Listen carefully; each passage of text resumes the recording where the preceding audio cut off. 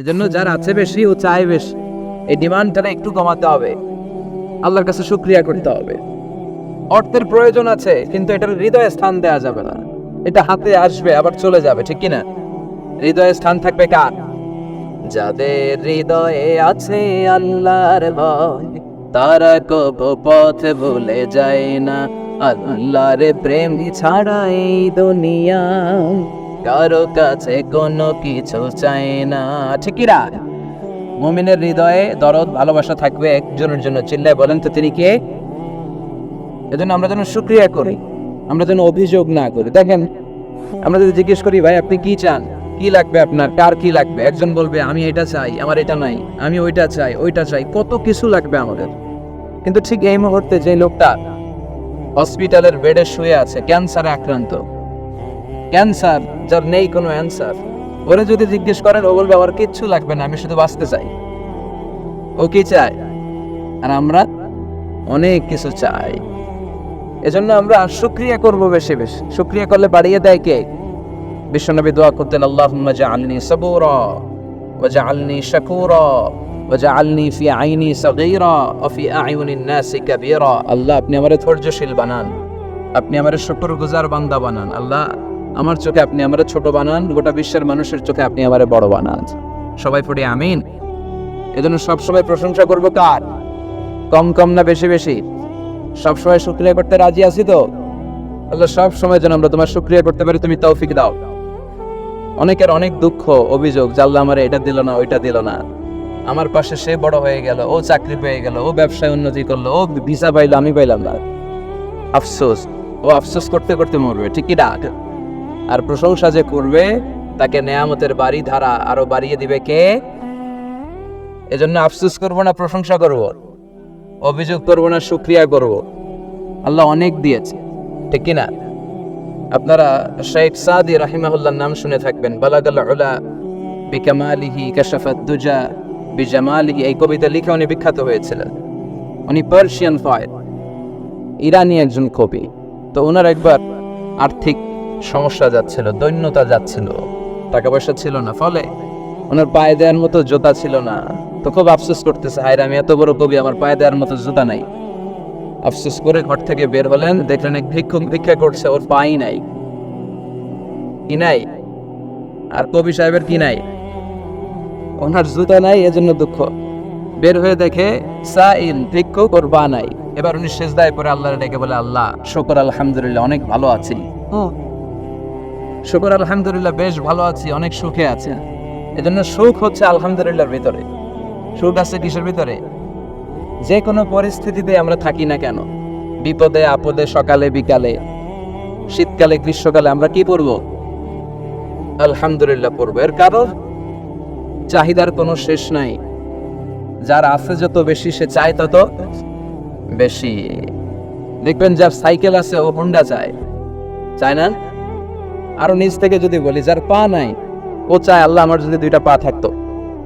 কথা বলে, পা নাই এরকম লোক আছে না এলাকায়? সে হেঁটে যাওয়া লোকদের দিকে তাকিয়ে থাকে, আর তার স্বপ্ন থাকে ওইটাই, আমার যদি পা থাকতো। হেঁটে হেঁটে হেঁটে যারা বাজারে যায়, স্কুলে যায়, কলেজে যায়, ওদের আফসোস যারা সাইকেল চালায় ওদেরকে দেখে, তাই না? সাইকেল থাকলে এখন ভালো হইতো, সাইকেল চড়ে চড়ে বাজারে যেতে পারতাম। সাইকেল ওলারও আফসোস আছে, সে আফসোস করে হোন্ডা ওলাদের দেখে, মনে মনে ভাবে যদি বউ থাকতো, হ্যাঁ একেবারে যেতে পারতাম। হোন্ডা ওলাদের আফসোস হচ্ছে প্রাইভেট কার ওলাদের দেখে, এই আমার যদি একটা কার থাকতো। যার কার আছে ও আফসোস করে, এই আমার যদি একটা প্লেন থাকতো। যার প্লেন আছে ও বলে, ইস আমার যদি একটা কপ্টার থাকতো, if I had a copter, আমার যদি একটা হেলিকপ্টার থাকতো, উড়াল মারতাম। কথা বলে, তাহলে এই চাহিদার, ডিমান্ডের, হিউম্যান ডিমান্ডস এর কোনো শেষ আছে? যে এলাকার ছোট্ট মেম্বার, ওই মেম্বার হয়ে চায় কি করে চেয়ারম্যান হওয়া যায়।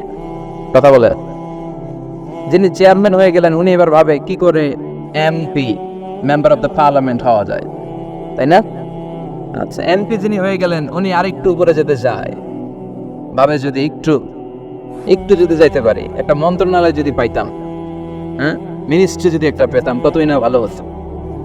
তো মন্ত্রী যিনি হইলো উনি, ওনার অনেক শখ, ইস আর একটা জায়গা বাকি, হ্যাঁ কি নাম ওইটার, PM প্রাইম মিনিস্টার, কিন্তু এই দেশে অসম্ভব। কথা বলেন, এই দেশে প্রাইম মিনিস্টার হওয়া যাবে? এক দুজন এদের মধ্যে রাখা রাখে, এবং ওনাদেরকে মেনে নিতে হবে। বাঁচেন আর মরেন, ওনারাই প্রাইম মিনিস্টার। কথা বলেন। আল্লাহ শুকরিয়া জানাই, আল্লাহর কাছে কামনা করছি যে অল্প কিছু সময় আমরা কথা শুনবো, সরাসরি কোরআন থেকে শুনবো, পড়ি ইনশাআল্লাহ। কোরআন থেকে কথা শোনার সবচেয়ে বড় একটা ফজিলত হচ্ছে এই কথার মধ্যে কোনো গোজামিল নাই, কোনো ভুল নাই, কোনো সন্দেহ নাই। চিল্লায় বলেন ঠিক কিনা? এবং কেউ কি এই কোরআনের ব্যাপারে কোনো সন্দেহ, কোনো ভুল, কোনো ইনকনসিস্টেন্সি প্রমাণ দিতে পেরেছে? পারে নাই, পারবেও না। This is the book whereof there is the doubt, no suspicion in it, and a guidance to those who are muttaqin. আল্লাহ বললেন যালিকাল কিতাব লা রাইবা ফি হুদাল লিল মুত্তাকিন। এটা এমন বই যে বই কোনো ভুল নাই, কোনো সন্দেহ নাই, এবং মুত্তাকিনদের জন্য হেদায়েতের গাইড বুক করে বইটারে পাঠালো কে? এজন্য এই বইটা আমরা বুক সেলফের একেবারে উপরের তাকে রাখবো, যাতে ধুলা বালি আর মাকড়সার বাসা এটা ময়লা হয়ে থাকে না। হ্যাঁ, কোথায় রাখবেন? একেবারে হাতের কাছে রাখবো, হাতের কাছে রাখবে। পৃথিবীর সবচাইতে নন্দিত এই কিতাবটা আজকে সবচাইতে বেশি নিগৃহীত, উপেক্ষিত। বুক সেলফে রাখে, তাও একেবারে উপরের তাকে, কারণ বছরে 1-2 বার কামে লাগে। কেউ মরলে, কথা বলেন, মারা গেছে, এখন সামনে বসে বসে কোরআন তেলাওয়াত করতে হবে। কোরআন এসেছে জীবিত মানুষদের জন্য। কোরআন নিজেও জীবিত কিতাব, আলোকিত করেও জীবিতদেরকে। চিন্তা করেন ঠিক কি না? কিতাবুন হাই, জীবিত কিতাব, ওয়াকিং এনসাইক্লোপিডিয়া, চলমান বিশ্বকোষ। যাই জিজ্ঞেস করবেন, তথ্যের সম্ভার, তথ্য উপাত্ত আর ইনফরমেশন এই কোরআনের ভেতরে আছে না নেই? মানব সমস্যার সব সমাধান আছে। এজন্য এই বইটাকে বলা হয় দ্য প্রবলেম সলভিং মেথডোলজি। এই কোরআন আপনার সব প্রবলেমকে সলভ করে দেয়। It's not a problem creating methodology. এটা জীবনের কোথাও সমস্যা বাধায় না। কোরআন কোথাও সমস্যা লাগায়? কথা বলেন, জট লাগায় নাকি জট খুলে দেয়? আলহামদুলিল্লাহ পড়ে। এজন্য কোরআনের সাথে যেন আমরা সম্পর্ক বাড়াই। We should increase the attachment with the holy book Quran. যতই সম্পর্ক বাড়াবেন, আপনার মর্যাদা বাড়াবে কে? সম্মানিত ভাইরা, খেয়াল করে বুঝবেন, সাইয়েদনা জিবরিল আলাইহিস সালাম এই কোরআন নিয়ে পৃথিবীতে এসেছিল, তাই তিনি হয়েছেন শ্রেষ্ঠতম ফেরেশতা। রমাদান আল মুবারকে আল্লাহ তাআলা এই কোরআনকে নাজিল করেছে, তাই রমাদান হয়েছে শ্রেষ্ঠতম মাস। বিশ্বনবীর উপর আল্লাহ তাআলা এই কোরআন নাজিল করেছেন, তাই তিনি হয়েছেন বিশ্বনবী। আমরাও যদি এই কোরআনের সাথে সম্পর্ক লাগাই, আমাদের মর্যাদাও এরকম আকাশচুম্বী করে দিবে কে? এজন্য কোরআনের সাথে অ্যাটাচমেন্ট বাড়ানোর দরকার আছে না নাই? প্রতিদিন যেন আমরা কোরআন তেলাওয়াত করি, প্রতিদিন যেন কোরআনের বঙ্গানুবাদ পড়ি। যা বলার সব বলা হয়েছে, নতুন করে আল্লাহ কিছু বলবে না। এজন্য কোরআন থেকে নূর নিয়ে যেন আমরা নিজেদেরকে আলোকিত করি। কোরআনের একটা নাম হচ্ছে নূর, একটা নাম কি? লিতুখরিজান নাসা মিনাদ যুলুমাতি ইলান নূর। এই কোরআনকে আমি পাঠিয়েছি অন্ধকারাচ্ছন্ন মানুষগুলোকে আলোর পথে নিয়ে যাবার জন্য। কোরআন মানুষকে আলোকিত করে, কোরআন মানুষকে জাহালাত বা অন্ধকার শিক্ষা দেয় না। এজন্য আসুন কোরআনের সাথে সম্পর্ক বাড়াই এবং নিজেদেরকে আলোকিত করি। আর এই কোরআনের যেখান দিয়েই আমরা কথা শুনি না কেন, বরকত আছে না নাই? লা তুহসা আজাইবুহু ওয়া লা তাবলা গরাইবুহু ফীহি মাসাবিহুল হুদা ওয়া মানারুল হিকমা। কোরআনের আশ্চর্যান্বিতার কোনো শেষ নাই, কোনো শেষ নাই। যতই পড়বেন ততই আশ্চর্য হবেন। সুবহানাল্লাহ পড়বেন না?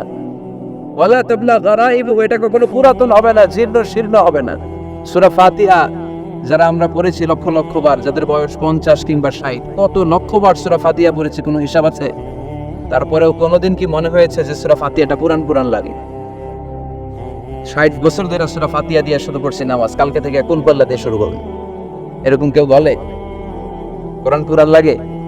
চির নতুন, এভারগ্রিন, সবুজ, চির নতুন। এটা কখনো পুরাতন হয় না। ফিহি মাসাবিহুল হুদা, কোরআনে আছে হেদায়েতের মশাল। ওয়ানারুল হিকমা, কোরআন হচ্ছে বিজ্ঞানের সুউচ্চ বিনা। কোরআনের ভিতরে বিজ্ঞানের তথ্যপাত্য আছে না নাই? আপনি কোরআনে বর্ণিত cosmic symbols, natural phenomena, scientific indications গুলো যদি পড়েন, আপনি অবাক হবেন, কপাল ঘষে ঘষে আল্লাহর সিজদা দিবেন, ঠিক কি না? এজন্য আসুন কোরআনের সাথে সম্পর্ক বাড়াই। প্রতিদিন কোরআন পড়ব, ধীরস্থির ভাবে পড়ব। ওয়ারাত্তিলিল কুরআনা তারতিলা। আনাস রাদিয়াল্লাহু তাআলা আনহুকে জিজ্ঞেস করা হলো, আনাস, আল্লাহ রাসূলের কাইফা কানা কিরাআতু রাসূলিল্লাহ, আল্লাহ রাসূলের কিরাত কেমন ছিল? তিনি বললেন, কানাত মাদ্দান। আল্লাহ রাসূল সাল্লাল্লাহু আলাইহি ওয়াসাল্লাম টেনে টেনে তেলাওয়াত করতেন, টেনে টেনে তেলাওয়াত করতেন। এই যে একটু আগে তেলাওয়াত হচ্ছিল সূরাতুল মুলকের, কত সুন্দর টেনে টেনে সে পড়েছে। এইভাবে বিষ্ণু সাল্লাল্লাহু আলাইহি ওয়াসাল্লাম টেনে টেনে পড়তেন। উম্মে সালামা রাদিয়াল্লাহু তাআলা আনহাকে জিজ্ঞেস করা হলো, কাইফা কানাত কিরাআতু রাসূলিল্লাহ ইয়া উম্মুনা ইয়া উম্মানা, আমাদের মাতা, আমাদের প্রিয় নবীর তেলাওয়াত কেমন ছিল? উম্মে সালামা বললেন, কানা রাসূলুল্লাহ ইউকাত্তিউ বাইনা কিরাআতিহি আয়াতান আয়াত। আল্লাহ রাসূল সাল্লাল্লাহু আলাইহি ওয়াসাল্লাম এক আয়াত করে থেমে থেমে কোরআন তেলাওয়াত করতেন, পড়েন সুবহানাল্লাহ। এক আয়াত পড়তেন, থামতেন, আবার আরেক আয়াত শুরু করতেন, আবার আরেকটা আয়াত পড়তেন, আবার থামতেন, আরেক আয়াত শুরু করতেন। প্রতিটা অক্ষর, প্রতিটা উচ্চারণ কেটে কেটে দেখা যেত, বোঝা যেত, চিল্লায় পড়েন আল্লাহু আকবার। আর আমাদের তেলাওয়াতের কি অবস্থা? তারাবির নামাজের কি অবস্থা? আমাদের মেটন ঘরের কি অবস্থা? জাপানের বুলেট ট্রেন ফেল, ঠিক কিনা? কোন দিক দিয়ে আযাবের আয়াত যায়, কোন দিক দিয়ে জান্নাতের আয়াত যায়, কোন দিক দিয়ে সূরা ইয়াসিন গেল, কোন দিক দিয়ে আর রহমান গেল, কোথায় সূরা ইউসুফ গেল, কেউই টের পায় না। রুব্বা ফারিলিল কুরআন ওয়াল কুরআনু ইয়ালআনুহু। কোরআনের অনেক কারি আছে, তেলাওয়াতকারী আছে, আবৃত্তিকারী আছে, যাদেরকে কোরআন রহমত, মার্সি এন্ড ব্লেসিংস না দিয়ে গজব দেয়, লাআনত দেয়। আল্লাহ ওই ধরনের তেলাওয়াত থেকে তুমি আমাদের বাঁচাও।